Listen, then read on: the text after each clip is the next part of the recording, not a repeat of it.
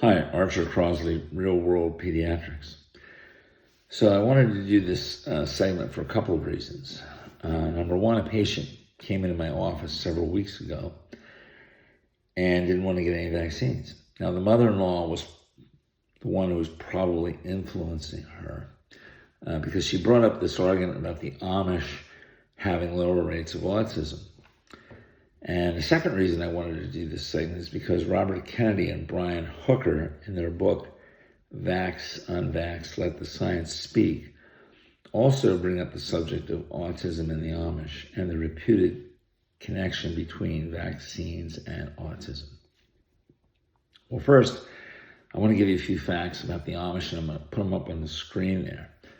Well, who are they?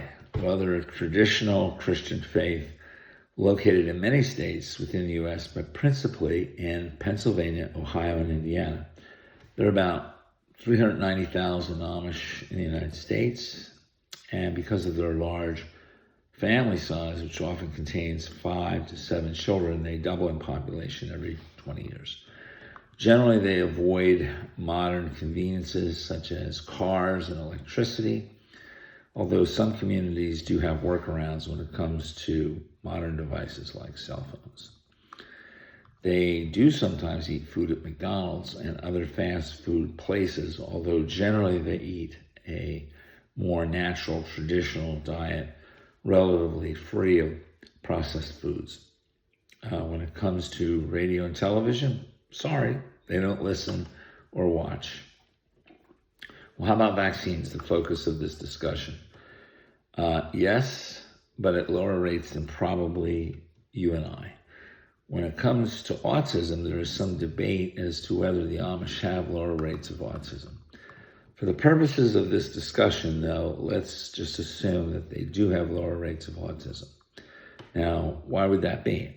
And why would we attribute it to vaccines? There are many other factors which might contribute to the Amish having lower rates of autism. One obvious factor might be the fact that the Amish are a relatively isolated community, genetically speaking. Most of these people, at least where I grew up, were what we call Pennsylvania Dutch.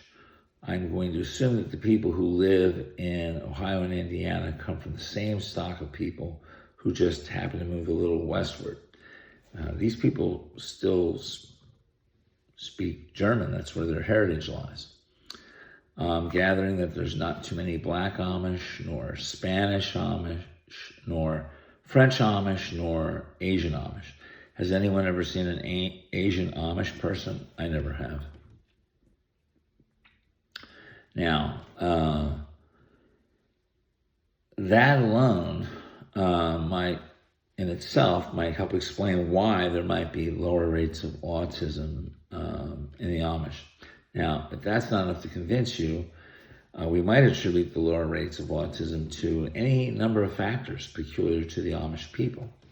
Now, if I was way off the reservation, I might suggest that maybe their excessive reading of the Bible might protect them against autism.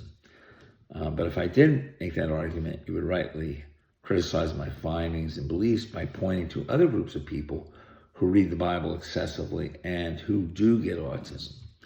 Since I'm not off the reservation, I might suggest to you instead that perhaps the Amish who live in a relatively isolated world don't see the doctor as much as other populations might. It could also be that their slower means of transportation by horse and buggy might prevent them from seeing the doctor as often as do you and I. Such lower visitation might result in delayed diagnosis of autism or no diagnosis at all. How about electricity? The Amish are known for avoiding the modern world. Perhaps the constant exposure to electromagnetic radiation fields affects women in pregnancy and young infants to produce autism. I'm not suggesting this, but this factor and others might also be blamed as a culprit. And indeed, there are a lot of factors that could be pointed to as to why the Amish might have lower rates of autism. Now, all of this is assuming, of course, that they do have lower rates. as I said before, I'm willing to grant for the purposes of this discussion that such is the case. Now, in their book, Vax Unvax, Let the Science Speak, Kennedy and Hooker briefly allude to the Amish. They do refer to criticisms by the authorities that the Amish are a genetically isolated population, but then they move off that relatively quickly to other populations that are unvaccinated and who, according to them, possess lower rates of autism. Now, at this point, I'm going to stop because I'm going to talk about these other populations in a future video.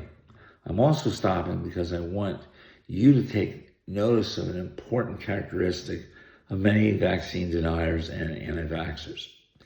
They flitter around from one half-baked example to another without fully delving into legitimate critical reasoning of their support for that one half-baked example. So let me state unequivocally to you, 10 half-baked examples or studies do not equal 5 good studies or even one good study. Truth is not always a scalar event where you add studies together in that manner. 10 half-baked studies equals 10 half-baked studies. The anti-vaxxers try to convince you by throwing everything, including the kitchen sink, at you to see what sticks. 10 weak arguments do not make one strong argument. What they're trying to do is create a bandwagon effect, come on board, everybody's saying the same thing. They overwhelm you. So in a situation like this, what I need to do as a person who's interested in vaccine safety is to stop moving around with the anti-vaxxer or huckster as he takes me on a breathless journey from here to there, to there, to there, to there, and back again. I need to slow down and stick to one issue at a time and resolve that issue. And that's really the purpose of this video.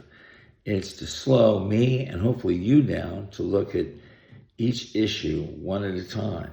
My goal is not to lose myself in p-values, odds ratios, Cox regression analysis, scatter graphs, and such.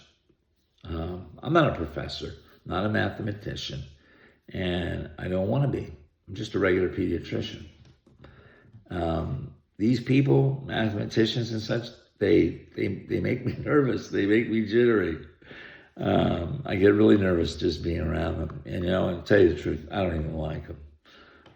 The suits, the white coats, the ties, the formality, the way they talk, that's not me.